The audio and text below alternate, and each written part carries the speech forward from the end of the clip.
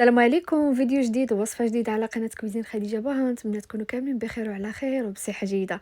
الوصفة ديال اليوم ان شاء الله غادي نشارك معكم معسلة كتجي رائعة بزاف، وكيجي المذاق ديالها لذيذ ومعلكة ومعسلة، وكذلك بمقادير جد سهلة متوفرة في كل بيت. ما كتاخدش الوقت نهائيا، دغيا كتوجد بدون اختمار وبلا زبدة وبلا حليب، وكتعطينا كميه اللي هي كتيره. وصفه اللي كتستحق تجربه. تبعوا معايا المقادير وطريقه التحضير باش تنجح معكم الوصفه وتحصلوا على هذه النتيجه. غادي نبداو دائما على بركه الله في المقادير وطريقه التحضير في نفس الوقت. بداو على بركه الله. ناخذ هنا واحد الاناء، غادي نوضع فيه حبه ديال البيض، وغادي نزيد عليه كذلك كاس ديال الياغورت بالنكهه ديال الفاني. بالنسبه لهذا الياغورت كيوزن 110 غرام، هذا بالنكهه ديال الفاني. ما بغيتوش ديروا الفاني غادي ديروا ياغورت طبيعي ما فيه حتى شي نكهه، يعني بدون سكر. غادي نزيد معاه كذلك مني غادي نخوي هذا الكاس، هذا الكاس ديال الياغورت غنخوي فيه هذا الياغورت هذا. نفس الكاس غادي نعبر به السكر سنيده. من بعد غادي نخلط مزيان مزيان كما شفتوا معايا. بيضه وحده، ياغورت من فئه 10 غرام. من بعد مني نفرغ داك الياغورت، هذاك الاناء عمرته بالسكر سنيده، خلطت مزيان مزيان مزيان. وعاد غادي نزيد قبيصه ديال الملحه، ما تنساوهاش، كتوازن دائما ما بين الحلاوه والملوحه. وغادي نزيد كذلك كيس ديال سكر فاني. هنا ما عندكمش كيس ديال سكر فاني غادي ديروا معلقه ديال فاني بودر او ليكيد. ما بغيتوش ديروا الفاني ديروا قشره ديال الليمونه حامضه، ولكن الا درتو ياغورت طبيعي. من بعد خلطت مزيان وخديت داك الكاس ديال الياغورت عمرته بالزيت، يعني كاس ديال الزيت بالعبار ديال داك الياغورت. حركت مزيان مزيان مزيان مزيان حتى نسجموا المكونات كاملين مع بعضهم. من بعد غادي ناخذ هذا الاناء هذا ديال الياغورت، غادي نعبر به الدقيق. ضفت الكاس الاولاني كما شفتوا معايا العبار ديال ديال السنيده وديال الزيت وديال الدقيق بالعبار ديال الكاس ديال الياغورت. خلطت داك الكاس ديال الدقيق وزدت عاوتاني كاس الثاني. هانتوما تبعوا معايا الكميه ديال الدقيق اللي غادي تكفيني في هذا العجين هذا. خلطت الكاس الاولاني، زدت الكاس الثاني، غير كنتاكد بانه ما بقاش كيبان. غادي نزيد كذلك الكاس الثالث ديال الدقيق. غادي نعاود نمزج عاوتاني الدقيق كما كتشوفوا معايا. ما ديروش دفعه الدقيق كامل دفعه واحده، بقاو تعبروا كاس بكاس حتى كتحصلوا على القوام المطلوب، لان هاد العجينه هذه ما خصهاش تجي عجينه اللي ثقيله بزاف او قاصحه بحال هانتوما تشوفوا معايا القوام ديالها. من بعد ما درت 3 ديال الكيسان، زدت كيس ديال خميره الحلويات من فئه 8 غرام. غادي نعاود نزيد كذلك كاس الرابع ديال الدقيق، وهنايا غادي نحيد الفوي وغادي نكمل التخلاط بيدي، لان هنا العجين بدات كتقل شويه. ما غاديش نقدر نخلطها بالفوي وخلطوها بالمعلقه باش ما بغيتو. صافي هنايا غادي نخلط هكا مزيان بيديا. واخر كاس غادي نضيفو هو هذا اللي غادي تشوفوا معايا، غادي نضيفو تدريجيا حتى نكملو كامل. يعني هنايا المجموع ديال الدقيق اللي خدات لي هاد المعسله هذه هي 5 كيسان ديال الدقيق بالعبار ديال كاس الياغورت من فئه 110 غرام. غادي نجمع مزيان هذا العجين ديالي غير باطراف الاصابع، راه ما كندلكم حتى شي حاجه. وغادي تشوفوا معايا القوام ديال العجين كيفاش خصو يكون. هذه هي العجينه ديالي كما كتشوفوا، القوام ديالها كتجي خفيفه وفي نفس الوقت راه ما كتلصقش في الايد نهائيا. هانتوما من بعد ما كتضيفوا ديك 5 الكيسان ديال الدقيق كتغسلوا يديكم وتمسحوها وكتقيسوا العجين بيديكم، كتلقاوها عجينه اللي رطبه وفي نفس الوقت راه ما كتلصقش في الايد نهائيا، ما تقصحوهاش.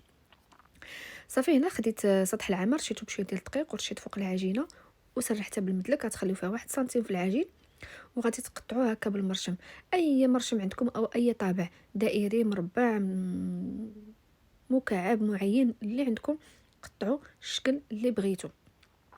صافي هنا غادي نبدا نطبع هكا مربعات. غنستمر على الطريقه هذه حتى غادي نسالي المربعات ديالي كاملين، وكنحيد ديك العجينه اللي كتبقى ليا في الجوانب، وتنهز هاد المربعات وتنحطهم في شي بلاطو ولا شي خشبه ولا شي حاجه. وكنعاود ناخذ ديك العجينه اللي بقات، كنعاود نجمعها وتنعاود نسرحها كذلك فوق سطح العمل بشويه ديال الدقيق. شفتوا السمك ديال العجين هكا خصو يكون فيه واحد سنتيم. ما تغلضوهاش وما ترققوهاش باش لان ملي كطيب راه كتنفخ، وما خصهاش تجينا غليظه بزاف وما خصهاش عاوتاني تجي رقيقه بزاف. شفتوا السمك اللي درت فيها انا. صافي غنستمر على الطريقه كما قلت لكم حتى غادي نكمل هذه الكميه كامله اللي عندي. وهاد العجين اللي غادي تبقى لي كذلك غادي نعاود نسرحها فوق سطح العمل، وغادي نعاود نخرج فيها مربعات. تبارك الله هاد الكميه ديال العجين خرجت لي كميه مناسبه ديال المعسلات. هذه هي الكميه اللي حصلت عليها مباشره بعد ما كنقطعهم. ما كنخليهم يخمروا ما يرتاحوا ما حتى شي حاجه. كناخذوا اناء كنوضع فيه كميه ديال الزيت، كنخليها حتى كتسخن شويه، وكنوضع فيها العجين ديالي او المربعات ديال المعسله ديالي كما كتشوفوا. كنوضع كميه اللي هي مناسبه. هاد الكشكوشه هذه ما تخافوش منها، هذه راه كيديرها غير البيض، يعني دغيا كتزول غير كتلوحوا العجين ديالكم، غير كتشد شويه طياب صافي كتحيد. اناء كيبقى اختيار، ضيفوا اناء كبير او اناء صغير، ضيفوا دفعه واحده وضيفوا شويه بشويه. المهم خصكم ديروا بالكم معها في الوقيته اللي كتكون كطيب، يعني ما تغفلوش عليها نهائيا، والنار تكون فوق مهيله شويه باش ما يتخطفوا لكمش، باش ما يتحرقوش ويبقاو خضرين من الداخل. خصنا حنا يتوحد اللون ديالهم وفي نفس الوقت يكونوا طيبين من الداخل. كندير بالي معاهم، ما كنغفلش عليهم نهائيا، كنبدا نحرك فيهم الجهه اللي كتكون طيبه كنعاود نهبطها لتحت باش تعاودوا يتحمروا من التحت. وفي نفس الوقت انا موجده العسل. العسل الا كان ثقيل دفيوه شويه وحطوه على جنب وجدوه هو الاول، يعني ما تسناوش حتى توجدوا المعسله ديالكم عاد تبداو توجدوا في العسل، هو خصو يكون واجد قبل ما تبداو تقليو. غير كيبانوا لكم صافي تحمروا وتوحد اللون ديالهم من جميع الجهات، هانتوما كتشوفوا معايا كيتنفخوا، غير كتقيسوهم من الزيت صافي راه كيبداو يتنفخوا وكيجيو خاويين من الداخل، كيجيو رائعين بزاف. فهاد الوقيته هذه ملي كتكونوا كتقليوهم ديروا بالكم معاهم، ما تقليوهمش بشي حاجه اللي غتاديهم، لانهم خفافين. عرفتي في الوقيته اللي كيكونوا كيتقلاو كيكونوا هشاشين بزاف، يعني شنقول لكم، خفافين في اليد بحال كيدوبوا في يدك. هنا راه دابا راه خفافين هنا، ولكن غير ملي كيقيسوا العسل وكيبردوا صافي كيتقرمشوا. هنا مباشره حيدتهم من الزيت وحطيتهم في داك الاناء اللي فيه العسل كما شفتوا معايا، وحده حدا الاناء ديال القلي. غير كيتحمروا هادو اللي في الزيت، مباشره كنحيد هادوك اللي في العسل وكنحطهم في شبيكه. وكذلك غير كيتعسلوا هادو غير كيتقلاو كنعاود نحطهم في العسل، وكنستمر على الطريقه هذه حتى نسالي الكميه كامله اللي عندي. ديروا بالكم معاهم ما تخليوهمش يتحرقوا، وغير كتقليو القليه الاولى كتحطوها في العسل، كديروا قليه ثانيه في الزيت، غير كذلك تبدا تحمر كتحيدوا هادوك اللي معسلين وكتوضعوا عاوتاني داك اللي تقلاو. كندير لهم هاد الطريقه هذه بالعسل، يعني كنغطيهم كاملين بالعسل، والعسل سخنوها الا كانت ثقيله. هنايا غادي نخلي دابا هادو وغادي نمشي عاوتاني نشوف الاخرين عاوتاني يتقلاو. كنستمر على الطريقه هذه حتى نسالي الكميه كامله اللي عندي، واللي قليتوها وعسلتوها حطوها في شبيكه باش تقطر. هذا هو الشكل النهائي ديال المعسله ديالي من بعد ما قليتهم وعسلتهم وقطرتهم مزيان.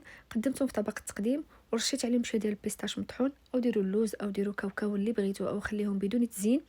انا قطعت معكم وحده كتشوفوا معايا كيفاش كيجيو معسلين ومعلكين من الداخل. وصفه اللي رائعه بزاف، ناجحه وسهله ما فيهاش كثره المكونات ودغيا كتوجد. نتمنى يعجبكم الفيديو، جربوا الوصفه، شاركوا الفيديو مع الاصدقاء والحباب ديالكم، وكذلك ما تنسوش الاشتراك في القناه والضغط على الجرس باش توصلوا بكل جديد. شكرا جزيلا على حسن المتابعه، دمتم في رعايه الله، والى اللقاء فيديو جديد ووصفه جديده ان شاء الله.